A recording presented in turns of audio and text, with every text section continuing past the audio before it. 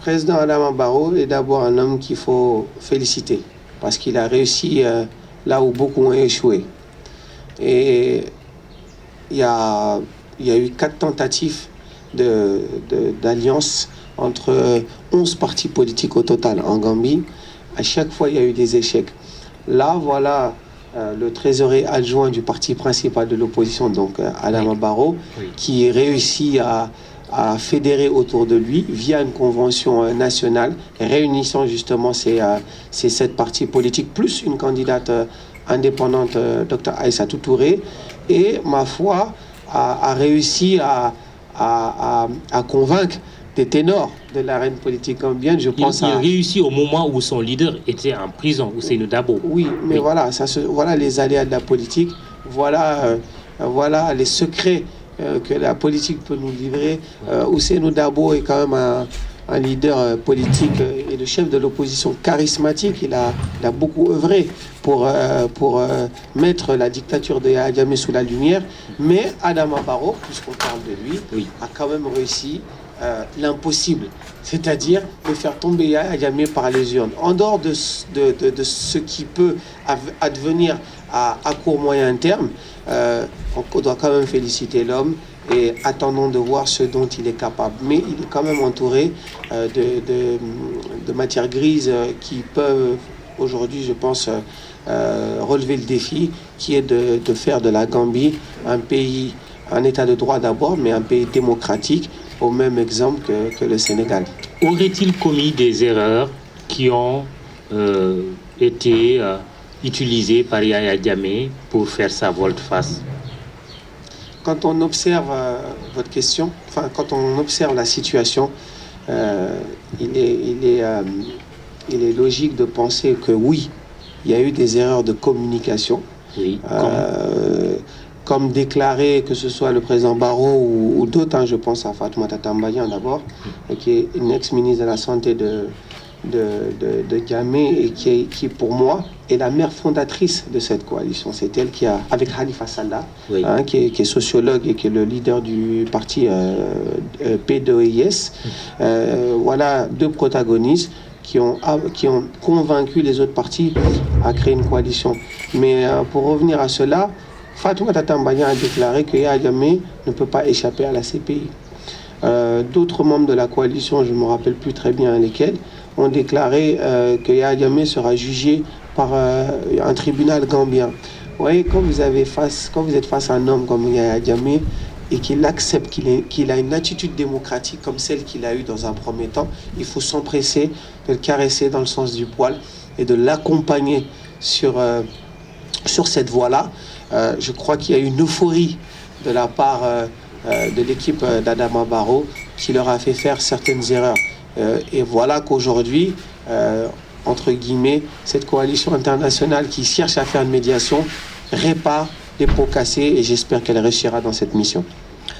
Qu'attendez-vous de Barrow s'il venait à être investi officiellement comme président de la République de Gambie? C'est de rappeler tous les fils de la Gambie qui sont capables d'assurer une transition politique en Gambie. L'avènement, en tout cas... Un appel du pied de la part de Cheikh Sidi Abayo? Non, mais moi, j'ai pas besoin de faire un appel du pied. Ils savent ce que j'ai battu comme travail. Je suis pas là pour faire ma promotion. Mais, vous êtes partant pour travailler avec lui? Oui, mais je collabore déjà avec le président Adama Barrow et son équipe. Ça, je ne vous le cache pas. Et je crois que j'ai beaucoup œuvré, en toute modestie, à partir du Sénégal. J'ai jamais payé de ma personne. Il y a 2 ans. On va en parler tout à l'heure. Voilà. Donc, ce que j'attends du président Adama Barrow, c'est de rassembler les Gambiens, d'appeler toute la matière grise exilée et surtout, c'est très important, très très important. Je profite de ce micro pour lui demander de mettre aussi en place un conseil militaire de réconciliation nationale avec les Gambiens. L'armée, c'est une phase de transition qui va être très délicate parce que l'armée aura un rôle à jouer dans la fin du règne de Yahya Jammeh, dans la passation de pouvoir, mais aussi dans la phase de transition. Il va falloir désarmer une partie de l'armée, il va falloir réformer cette armée et surtout, je crois, l'objectif principal du mandat d'Adama Barrow va être de réformer nos institutions. D'accord ? il va falloir aussi, je lui demande solennellement, d'éradiquer la peine de mort en Gambie. De la supprimer. Ouais, de supprimer la peine de mort. Nous n'avons pas besoin de peine de mort et de collaborer aussi d'une manière très étroite avec les forces sécuritaires sénégalaises pour préserver l'intégrité territoriale de la Sénégambie. Ça va être très très important. Et essayer aussi. Retour de la Sénégambie. Non, pas retour de la Sénégambie. Oui. Ça aurait été moi, oui. mais je n'ai pas les commandes. Oui. J'aurais tenté une confédération sénégambienne. Pourquoi? Pour préserver et protéger l'intégrité territoriale de nos deux pays. Le problème du MFDC, il faut le régler. Mais pour régler le problème du MFDC, il faut une synergie totale des deux États. Ça n'a pas été le cas avec Yahya Jammeh, avec le président Abdou Diouf, avec le président Wade et maintenant le président Macky Sall.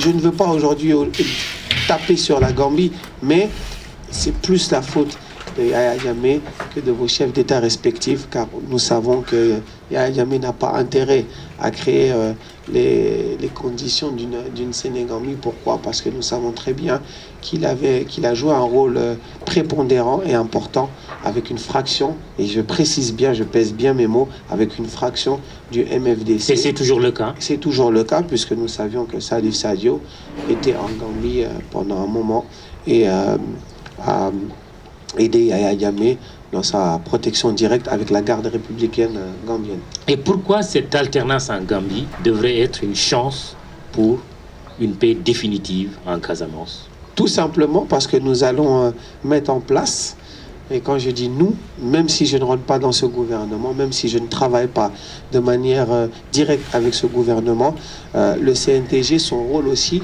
était d'aider n'importe quel gouvernement ou parti qui réussira à faire tomber Yahya Jammeh par les urnes. Je n'y croyais pas une seconde, mais je peux vous assurer qu'aujourd'hui, je suis prêt à travailler avec le président élu Adama Barrow et de lui apporter l'expérience que j'ai eu à connaître à travers ces 4-5 dernières années.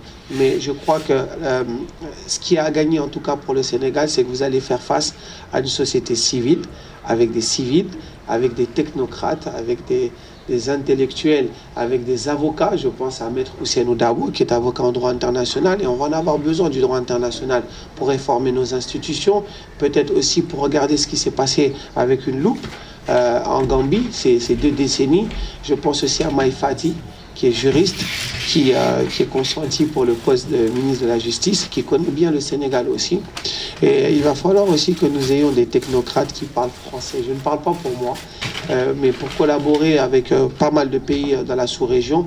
La diplomatie, il va nous falloir une diplomatie très agressive, très pragmatique pour œuvrer avec le Sénégal, avec la Côte d'Ivoire, des pays qui ont l'expérience. La Côte d'Ivoire, par exemple, à un moment donné, on le sait très bien, il y avait eu deux présidents avec Ouattara et Gbagbo qui se disputaient le fauteuil présidentiel. Nous sommes en train de connaître à peu près le même sort, donc on a besoin de tous les fils de la Gambie pour essayer de s'inspirer de l'expérience de certains pays pour réussir cette phase de transition. Le Sénégal, la Côte d'Ivoire et d'autres pays vont être cruciales. La Guinée-Conakry aussi, je pense à la Guinée-Conakry, puisque Yahya Jammeh a raffermi aussi ses relations avec la Guinée-Conakry et sa femme. Mais on a quand même observé, oui, terminez votre phrase. Et sa femme Zainab Souma oui. a un côté guinéenne. Et Mohamed VI aussi, Sa Majesté le roi Mohamed VI doit jouer un rôle très important. Pour l'instant, on ne parle pas du Maroc, mais doit jouer un rôle très important pour réussir à donner, en tout cas, à convaincre Yahya Jammeh pour avoir une fin de transition, une transition pacifique. Je crois que le Maroc a un rôle très important, comme le Sénégal, comme la Guinée-Conakry, voire même la Côte d'Ivoire. Au-delà de la crise casamançaise, il y a également le fameux pont. Un vieux projet, vous avez espoir qu'il pourrait être réalisé avec un Barrow président de la République? Oui, tout à fait. Il y a de multiples raisons qui font qu'aujourd'hui on n'a pas eu la construction de ce pont.